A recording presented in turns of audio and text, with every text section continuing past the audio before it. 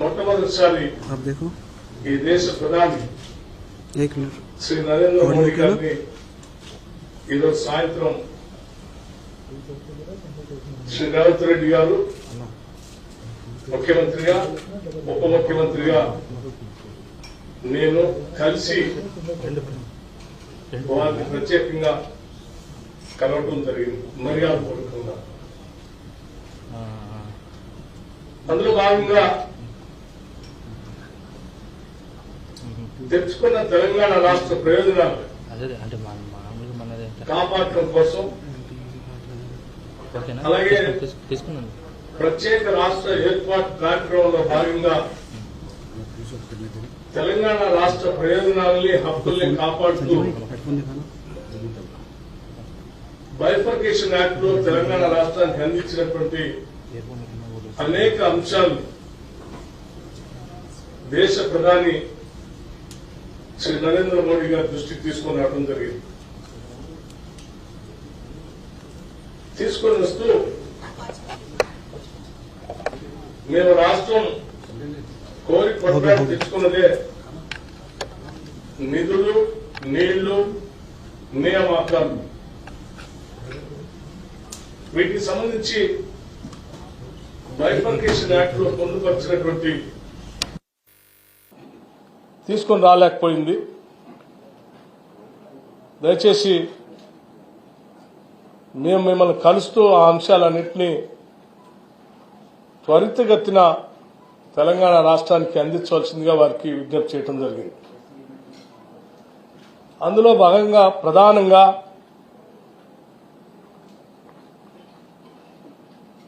Steel plant బయ్యారంలో ఉక్కు కర్మాగారానికి సంబంధించినటువంటి steel ప్లాంట్ని,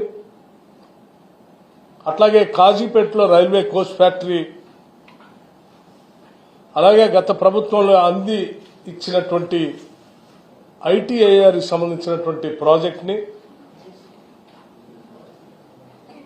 వాటిని వెంటనే అందించడమే కాకుండా ఏ నీళ్ల కోసం అయితే మేము పోరాటం చేశామో ఆ నీళ్లను తెలంగాణ రాష్ట్ర ప్రజలకు అందించడం కోసం ఒక జాతీయ ప్రాజెక్టుగా పాలమూరు రంగారెడ్డిని కూడా ఆనాటి బైఫర్కేషన్ యాక్ట్ లో తెలంగాణ రాష్ట్రానికి ఒక జాతీయ ప్రాజెక్టు ఇస్తా అని చెప్పారు. దాంట్లో భాగంగా ఈ పాలమూరు రంగారెడ్డిని పరిగణలో తీసుకుని శాంక్షన్ చేయవలసిందిగా కోరుతూ, అలాగే ఒక ఐఐఎంని హైదరాబాద్కి శాంక్షన్ చేయవలసిందిగా, ఒక సైనిక్ స్కూల్ని తెలంగాణ రాష్ట్రానికి ఇవ్వవలసిందిగా, అట్లాగే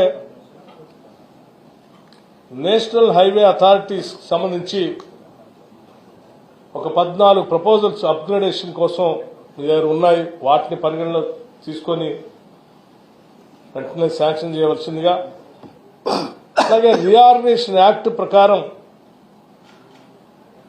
బ్యాక్వర్డ్ ఏరియాస్ కు సంబంధించినటువంటి డెవలప్మెంట్ కు సంబంధించిన ఫండ్స్ గత కొన్ని సంవత్సరాలుగా పెండింగ్ ఉన్నాయి. ఇక్కడ నుంచి ఆ గ్రాంట్స్ కూడా వెంటనే రిలీజ్ చేపించి సంబంధిత ఆర్థిక శాఖ మంత్రి గారితో మీరు ఆదేశాలు ఇవ్వాల్సిందిగా కూడా వారిని విజ్ఞప్తి చేయడం జరిగింది. అందులో భాగంగానే 2019, 20, 2021, 22, 2022, 23, 2023, 24 సంబంధించి దాదాపు ఒక 1800 కోట్లు దాని పెండింగ్ ఉన్నాయి, వాటిని కూడా రిలీజ్ చేయమని అడిగాం. ఎందుకు ఈ విషయాలన్నీ వారి దృష్టికి తీసుకొచ్చామనంటే, తెలంగాణ ప్రజల యొక్క భవిష్యత్తును దృష్టిలో పెట్టుకుని ఒక అద్భుతమైనటువంటి తెలంగాణ నిర్మించుకోవటం కోసం ప్రత్యేక రాష్ట్రం తెచ్చుకుని ఉంటే 10 సంవత్సరాలు పాలించినటువంటి బీఆర్ఎస్ ప్రభుత్వం వారి ఆర్థిక అరాచకత్వంతో ఆర్థిక వ్యవస్థలన్నింటినీ కూడా చిన్నాభిన్నం చేయటమే కాకుండా మించిన అప్పులు తెచ్చి రాష్ట్రం పైన పెనుభారం వేశారు. ఈ ఆర్థిక పరిస్థితి నుంచి బయటపడుతూ రాష్ట్ర ప్రయోజనాలను కాపాడుతూనే భవిష్యత్ తరాలకి మేము అందించడానికి కావాల్సినటువంటి ఆర్థికపరమైన సహాయ సహకారాలను కూడా కేంద్ర ప్రభుత్వం నుంచి ఇదోచకంగా అందించాలని కోరుతూ పెండింగ్ ఉన్న వాటిని రిలీజ్ చేయడమే కాకుండా ఇంకా అదనంగా కూడా సాధ్యమైనంత వరకు ఈ తెలంగాణ రాష్ట్రానికి అందించి ఇవ్వవలసిందిగా వారికి విజ్ఞప్తి చేయడం జరిగింది. అట్లాగే 2015, 19, 2020, 2021 సంబంధించి ఒక 450 కోట్ల రూపాయలు పెండింగ్ ఉన్నాయి. అవి ఇంకొక 2250 కోట్ల రూపాయలు గవర్నమెంట్ ఆఫ్ ఇండియా నుంచి రావాల్సి ఉన్నాయి. ఈ గ్రాంట్స్ సంబంధించి వాటిని కూడా వెంటనే సాధ్యమైనంత మేరకు తెలంగాణ రాష్ట్ర ప్రభుత్వానికి రిలీజ్ చేయవలసిందిగా వారిని కోరటమే కాకుండా రాష్ట్ర ప్రయోజనాల దృష్ట్యా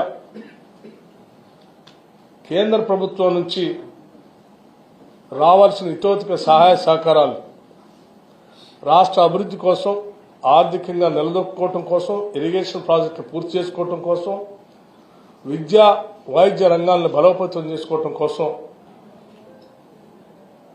కేంద్ర స్థాయి నుంచి అందించాల్సిన సహాయ సహకారాలన్నింటినీ కూడా అందించవలసిందిగా వారికి ముఖ్యమంత్రిగా రేవంత్ రెడ్డి గారు, ఉప ముఖ్యమంత్రిగా నేను ఇద్దరం కలిసి వారిని విజ్ఞప్తి చేయడం జరిగింది. దానికి ప్రధానమంత్రి గారు కూడా వాటన్నిటినీ విన్ని సానుకూలంగా స్పందించడమే కాకుండా ఒక కేంద్రం ఒక రాష్ట్రానికి ఏ రకమైనటువంటి సహాయ సహకారాలు అందించాలో తప్పనిసరిగా ఆ స్థాయిలో, ఆ రీతిలో తప్పనిసరిగా తెలంగాణ రాష్ట్రానికి అందిస్తాం, పరిశీలిస్తామని కూడా వారు సానుకూలంగా స్పందించడం జరిగింది. Thank you.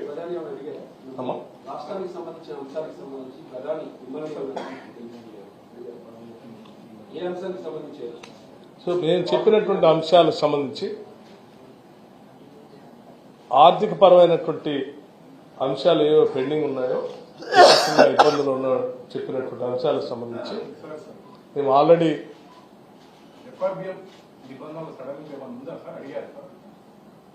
నిబంధనలు సడలించమని కానీ లేకపోతే ఇతరత్ర ఏ రకమైనటువంటి పర్మిషన్స్ గురించి కానీ మేము అడగలేదు. మేము చెప్పిందల్లా రాష్ట్ర ప్రభుత్వానికి కేంద్ర ప్రభుత్వం నుంచి రావాల్సినటువంటి గ్రాంట్స్ ని, పెండింగ్ ఉన్నటువంటి అంశాలని బైఫర్కేషన్ యాక్ట్ లో మాకు రావాల్సినటువంటి ఆ యాక్ట్ ద్వారా పెట్టినటువంటి హక్కుల్ని, వాటితో పాటు అదనంగా కొన్ని అంశాలని రాష్ట్ర ప్రయోజనం దృష్ట్యా అడిగాం. వాటికి సంబంధించినటువంటి కార్పొరేషన్ రుణాలు ఎఫ్ఆర్బిఎం పరిమితులు ఉండడం వల్ల మీకు రాష్ట్రానికి రావాల్సిన రుణాలు రాకుండా పోతాయి కదా, ఇది మీకు ఇబ్బంది కదా, ఇది ముఖ్యమైన అంశం. రాష్ట్ర ఆర్థిక పరిస్థితి గురించి తోచికంగా ఉన్న సమాచారం మొత్తం వారికి అందించాం. శ్వేతపత్రాన్ని రాష్ట్ర శాసనసభలో ప్రవేశపెట్టామన్నటువంటి అంశాన్ని కూడా వారి దృష్టికి తీసుకొచ్చాం. మొత్తం ఉన్న వ్యవస్థని ఈ రోజు తెలంగాణ రాష్ట్రం ఎక్కడ నిలబడినటువంటి అంశాలు కూడా వారి దృష్టికి తీసుకొని వచ్చాం. దానికి సంబంధించి ఈ రాష్ట్ర ప్రయోజనాలను కాపాడటానికి ఒక కేంద్ర ప్రభుత్వంగా రాష్ట్ర ప్రభుత్వానికి చేయవలసినటువంటి సహాయ సహకారాలన్నింటినీ అందించవలసిందిగా వారిని కోరాం. వారు సానుకూలంగా స్పందించారు. దాన్ని మేము లెక్కలతో సహా రాసి ఇచ్చాం. దానికి సంబంధించిన రిప్రజెంటేషన్ కూడా వారికి రాతపూర్వకంగా కూడా అందించడం కలిసిన తర్వాత కలిగిందండి. తెలంగాణ ప్రభుత్వానికి రాబోయే రోజుల్లో సహకరిస్తారనేటువంటి ప్రధాని సహకరిస్తారనేటువంటి నమ్మకం మీ భేటీ తర్వాత కలిగింది. ఒక రాష్ట్రానికి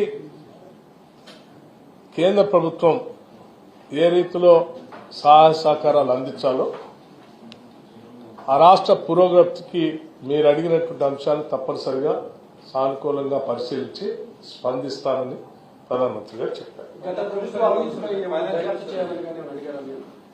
గత ప్రభుత్వం చేసిన అవినీతిపై మేము ఏమేమి అంశాలు ప్రధానమంత్రి గారితో చెప్పామో మాట్లాడామో వాటన్నింటినీ ఇప్పటికీ స్పష్టంగా మీ అందరికీ వివరించుతారు. స్టేట్ షేర్ ఇవ్వకపోవడం వల్ల రిటర్న్ అయిన ఫండ్స్ ఏమైనా ఉన్నాయి? స్టేట్ షేర్ రాష్ట్ర ప్రభుత్వ వాటా ఇవ్వకపోవడం వల్ల వెనక్కి వెళ్ళిపోయిన నిధులు ఏమో ఉన్నాయని అన్నారు. వాటి గురించి ఏమైనా చర్చ ఉందా?